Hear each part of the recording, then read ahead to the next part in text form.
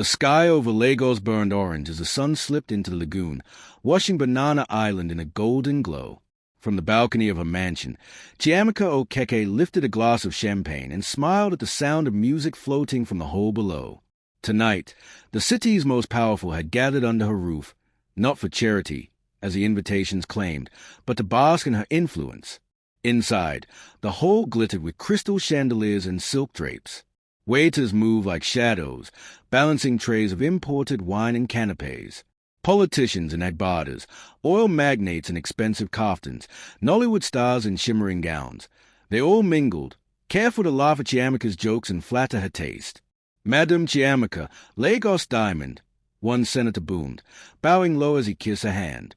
Cameras flashed instantly, capturing her elegance in a custom-made sequin gown. On social media, hashtags were already trending.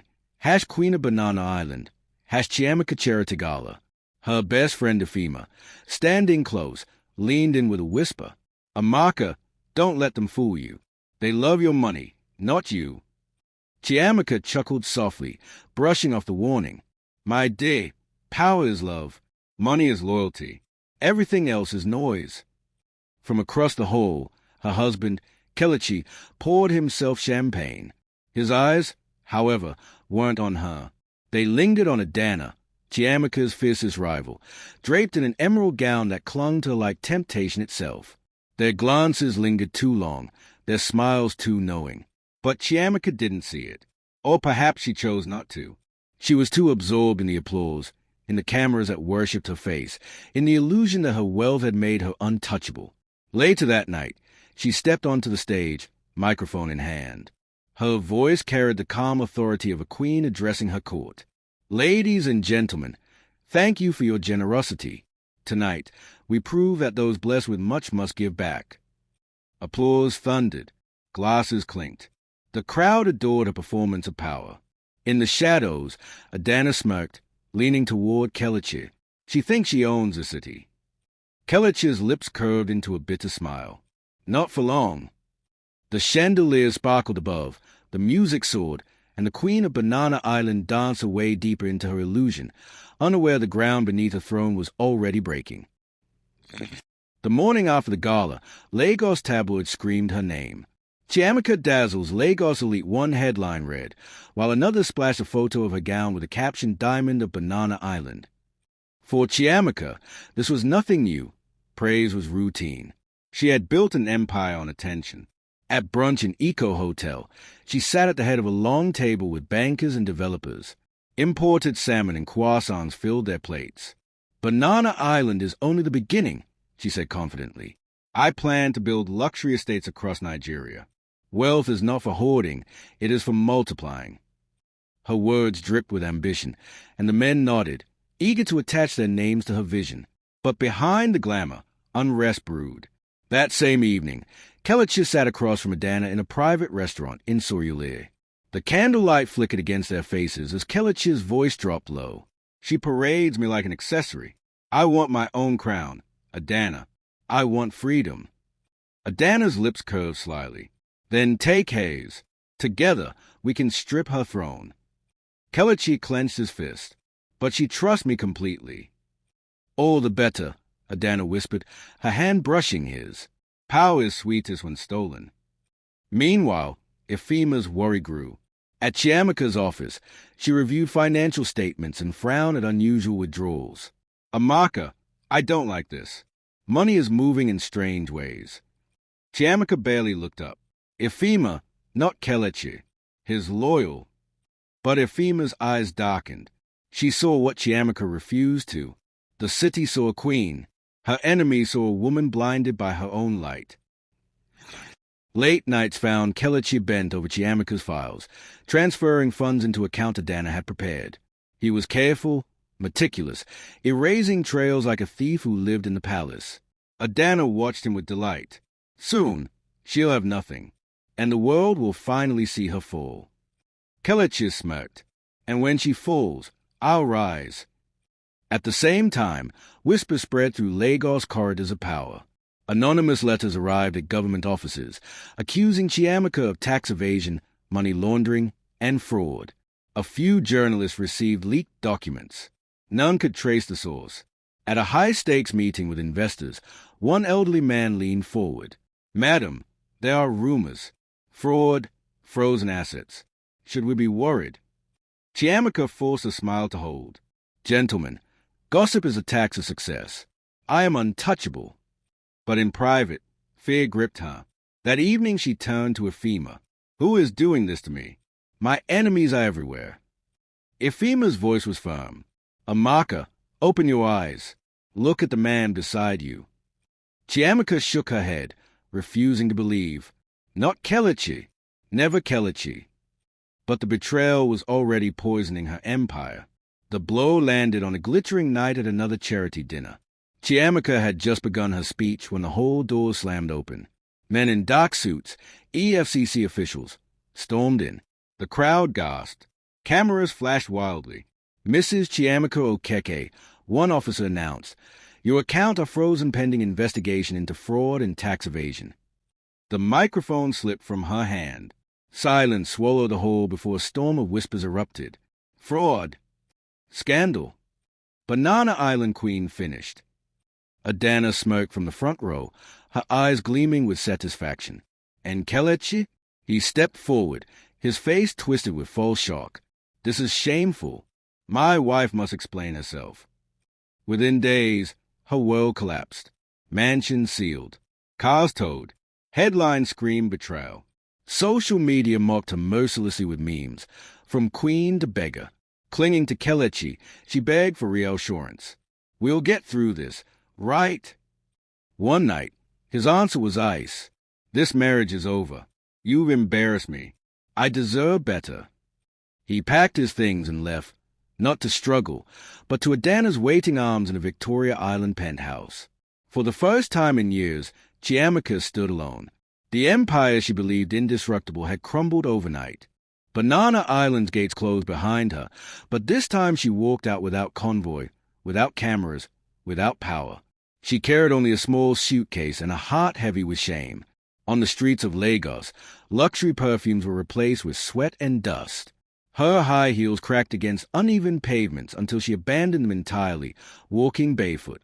People recognized her. Some laughed cruelly. "See our Banana Island, madam. How mock it?" Others spat. This life no balance. She thought money was forever. She knocked on Ephema's door, tears streaking her face. "Please, just a place to sleep." Ephema's heart ached, but her husband frowned in the background. "She can't stay here," he muttered. "Her scandal will stain us." Ephema pressed some cash into her friend's palm. "Stay strong. Amaka, this storm will pass." But storms don't pass quickly.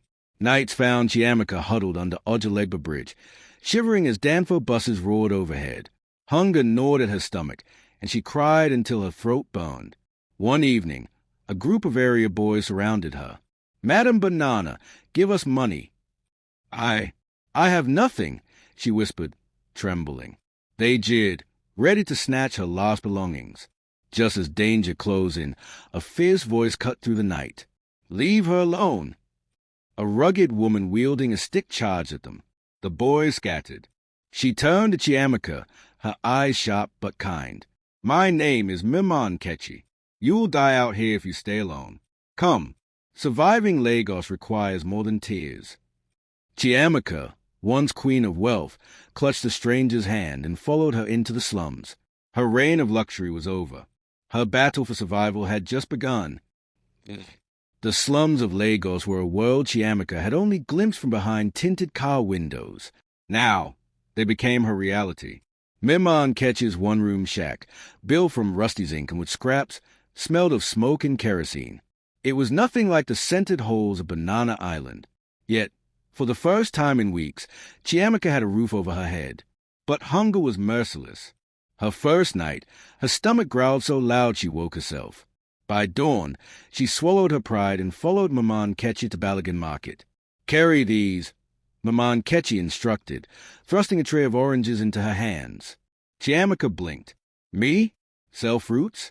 Do you know who I am?" Maman Kechi laughed bitterly. "Out here. Nobody cares who you were." Lagos will humble you until you stop asking stupid questions. Hunger doesn't respect titles. With trembling hands, Chiamaka balanced a tray on her head. Passers-by ignored her. Some recognized her, snickering. See Madame Banana Island, selling fruits. Shame burned through her chest, but hunger burned hotter. By sunset, she had earned just enough for a plate of rice and beans. As she ate under the flicker of a kerosene lamp, tears slid down her cheeks. Luxury was gone. Survival was all that remained. Life in the slums tested her every day. Rats scurried across the floor at night. Mosquitoes hummed in her ears, and sleep came in fragments. But fear reached its peak one evening when she returned late from market. The alleys were dark, lit only by scattered bulbs and fires burning in metal drums. Suddenly, 3 men blocked her path. "Fine woman, where you dey go?" "Drop that bag," one sneered. Her heart pounded. "Please, I have nothing." They closed in. One grabbed her arm. She screamed. Just as panic consumed her, Mima Nkechi appeared, wielding a cutlass. "You dey mad? Leave her before I cut you in the neck." The men fled, cursing as they vanished into the shadows. Chiamaka collapsed, sobbing. Mima Nkechi pulled her up. "This is Lagos. Weakness is death. If you want to survive, you must fight, not cry." That night, lying awake, Chiamaka whispered to herself, "I will not die like this. I will rise again." The seed of resilience had been planted. Weeks turned to months. Chiamaka began to adjust to her new world. She woke at dawn to fetch water from a communal tap, bathed with a bucket behind a curtain, and tied Jill with Mama Nkechi before heading to the market. At first, she stumbled under the weight of baskets, but slowly her body hardened. Her palms grew rough, her back strong, and in the chaos of Balagan Market, traders shouting, danfos honking, sweat and dust in the air, she began to see beauty. She noticed the street children who laughed despite empty stomachs, women who carried twins on their backs while bargaining fiercely, men who labored all day but returned home with jokes on their lips. It struck her, these people had nothing, yet they lived with more grit and spirit than most of the billionaires she once dined with. One evening, she told Mama Nkechi, "I thought power was in mansions and money, but hey, I see another kind of strength." Mama Nkechi nodded. "Now you're learning. True power is survival." The market became Chiamaka's classroom. She learned to haggle with customers, to stretch every naira, to smile even when mocked. One afternoon, a man laughed in her face. From Banana Island to Orange Cellar, Lagos no day shame person. Her first instinct was rage, but she remembered Mima Nkechi's words, "Weakness is death." So she smiled calmly. Buy or move on. Hunger doesn't wait. The man blinked, startled, before handing her money. She sold 3 more oranges after that exchange. Slowly, she began to earn respect. Other traders noticed her discipline. She never cheated customers, never backed down from insults, and always carried herself with dignity. She also discovered unexpected skills. Organizing the women selling fruits, she suggested they pool money to buy in bulk from wholesalers. Profits grew. Whispers spread. That woman with fine English and confidence, she sat by business. The same charisma that once charmed politicians now inspired market women. Without realizing it, Chiamaka was building a new kind of throne.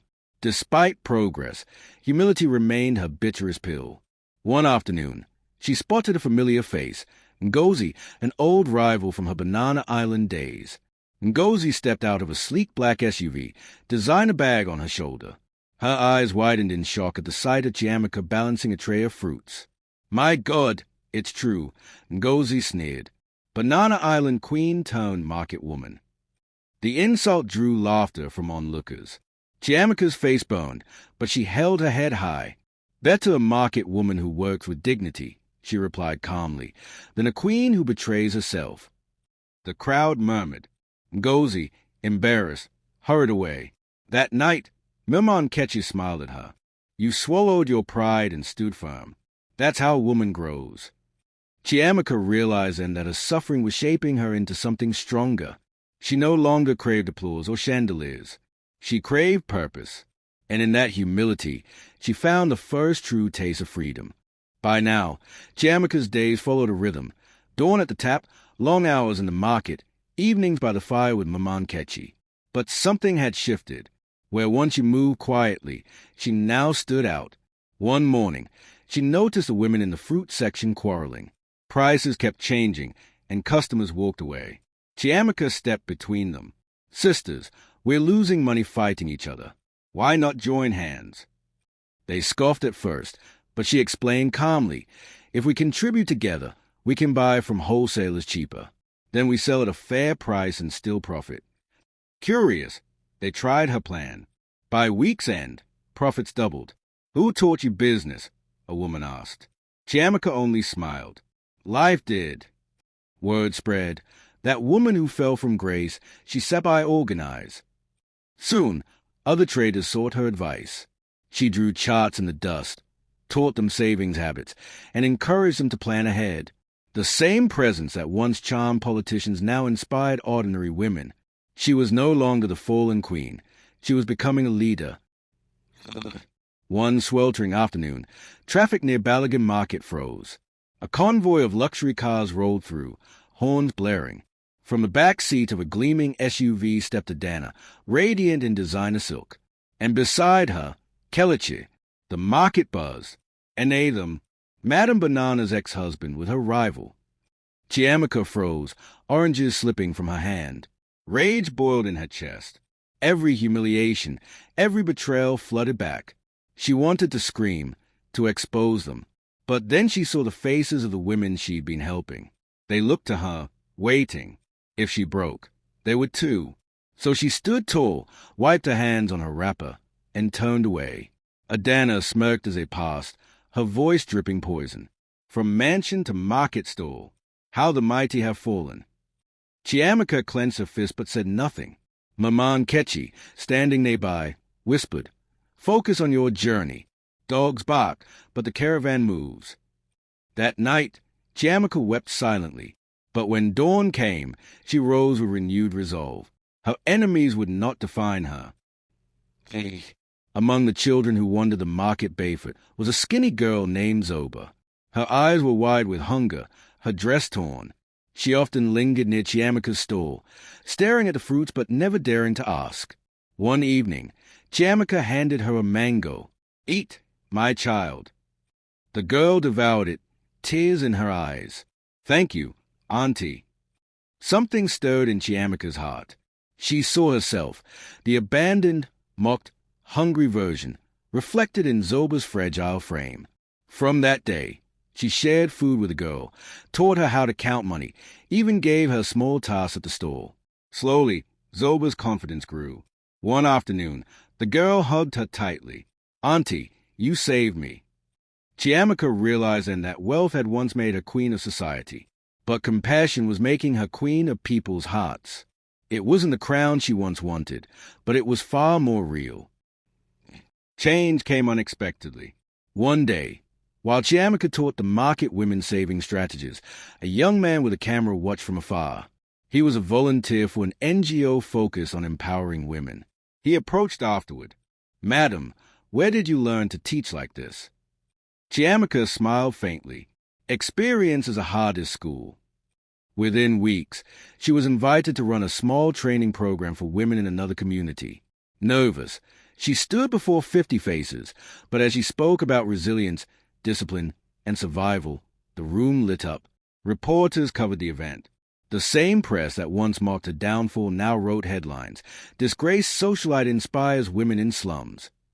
For the first time since her fall, she felt pride again, not from diamond or applause, but from impact. Maman Kechi grinned. "You see? God no day waste anybody's story. Your suffering go turn to blessing."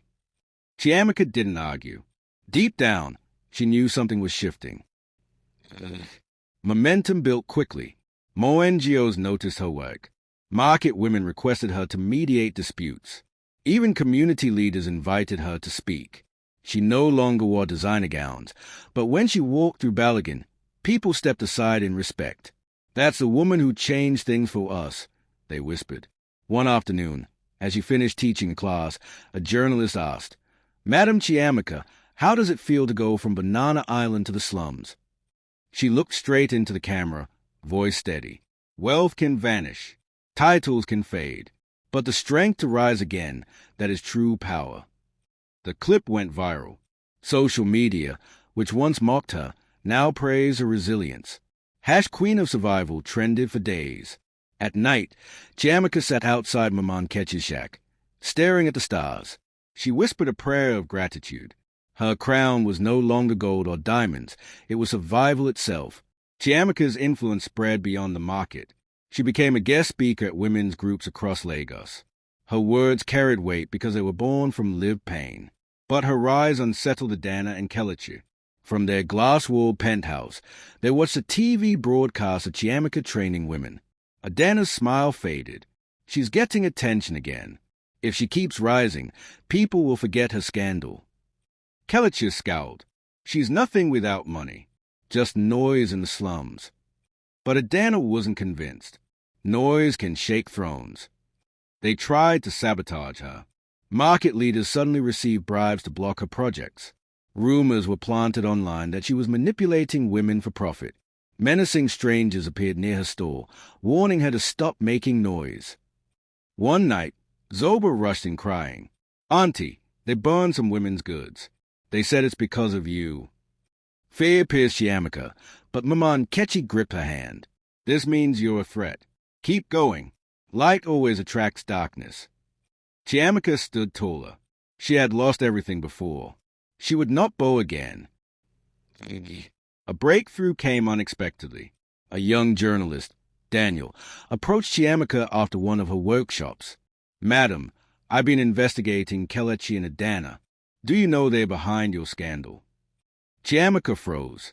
Her chest tightened as Daniel laid documents on the table. Proof of money laundering, accounts in their names, and recordings of Kelechi bragging about framing her. She trembled.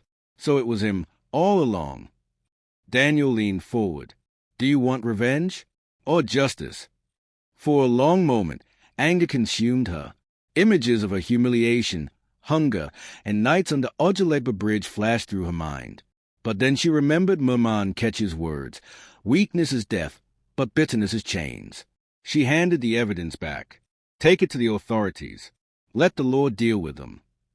Within weeks, headlines exploded.